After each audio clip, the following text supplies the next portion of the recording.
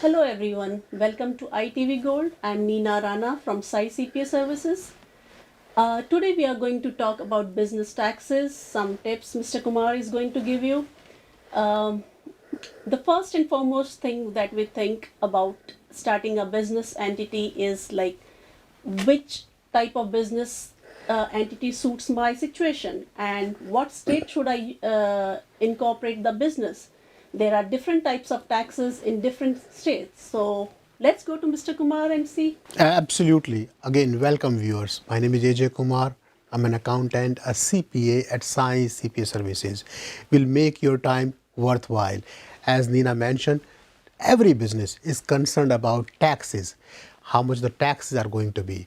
So first thing, the foremost, we want you to think about the taxes before you start the business, not at the end of the year, not after starting the business. And that's where the key comes, Neena, as what type of entity is best suited.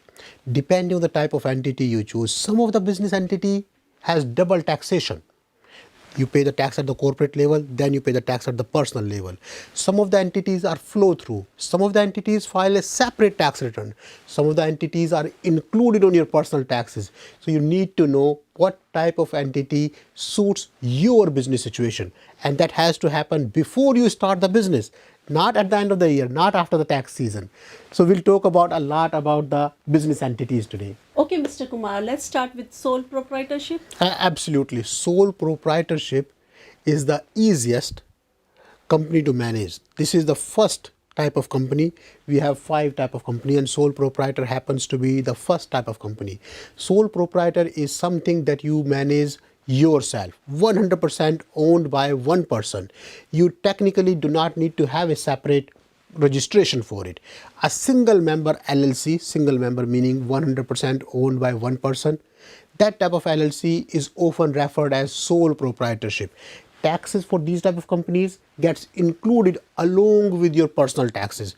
So you have to know, and you cannot be on the payroll for these type of companies. A single member LLC does not allow you to run your own payroll. You pay self-employment taxes on the net profit, not on the payroll. There is no payroll for the owner. You own the company 100%. There is no separate taxes for the sole proprietorship. So typically, hobby business, when you are starting a new business, when you don't really know how long the business is going to last, you just want to give it a try. That type of a situation is mainly suited for sole proprietorship. So, Mr. Kumar, how about the partnership? Or maybe you can explain us the difference between C Corp and S Corp? Absolutely, I'll be happy to. So a partnership technically has more than one person. In order to be partner, you have to have more than one person. So if you have an LLC with more than one owner, the tax return typically that we file, Neena, is referred as a partnership. Corporation is a different animal altogether. It has different set of rules, different obligations, different filing requirement. But take a step back. If you have one member LLC, we often refer it as a sole proprietorship. If you have more than one owner, we refer it as a partnership, right? So when we move to S Corp or C Corp, now we are in the corporate world. In a corporation, typically having the payroll is mandatory. You have to have board meetings. You have to record the minutes of the meeting. You have to have shareholders meeting. You have to have bylaws. Typically, managing a corporate company is slightly more expensive than managing an LLC, a partnership, or a proprietorship type of structure. So depending on what type of business you are, what type of situation you have, say for example, for typically professional corporation firm, CPAs, attorneys, doctors, you will find more corporations than the LLCs. For real estate companies, you will typically find more LLCs than the corporations. So, Mr. Kumar, how does it matter what state we should choose? That's a great question. Absolutely. You have the right to open the company, your business, in any of the 50 states. You don't have to be living in that state. So choosing the state is very important. The way we decide where you have the nexus. Let's say if you have an office in California, it makes sense for you to have the business registered in California. If you live in New Jersey, where is your warehouse? Where is your shipment? Where are the most sales coming from? So you have to be, all states have different tax liability, different filing obligation. Say, for example, if you have a New York State or New York City based S corporation, New York City does not recognize the S election. So your tax liability could be huge depending on your profit. So you have to know which state to choose depending on where you have the business being operated, where you have the nexus in the state, as opposed to randomly selected, I want to go Delaware.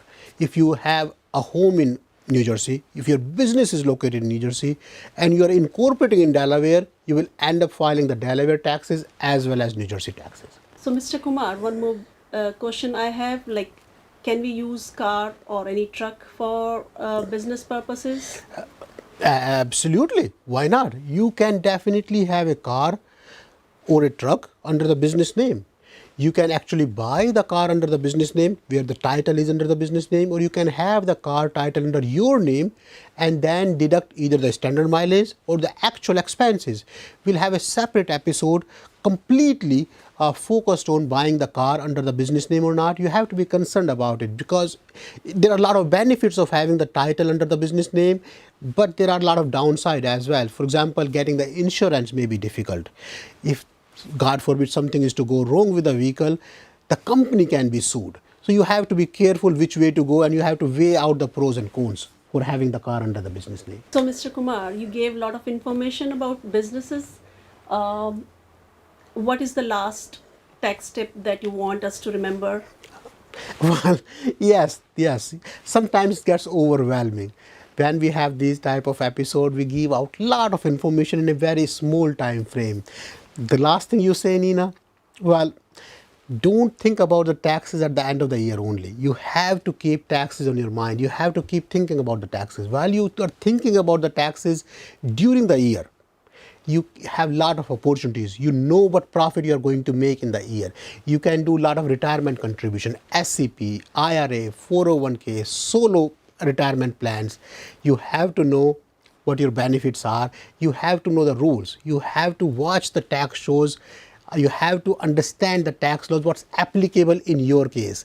The planning starts during the year. Before the year ends, I advise all the clients, small business clients, Nina, to do this tax planning during September, October, when they have enough year.